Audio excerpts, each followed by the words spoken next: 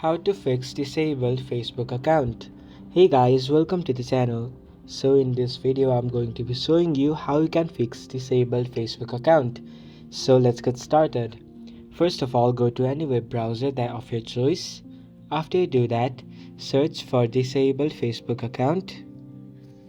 Now go to the first link that appears over here. After you do that, you will be taken to this sort of page where you have to go to my account was disabled. Now Facebook will send you a message about it. After you receive this message, you can simply tap on this which says my Facebook account is suspended or disabled. After you do that, it will take you to a new page. Now on this page, scroll a bit down and over here you can see was this helpful. Tap on no, and after you do that, tap on the solution does not work and tap on select.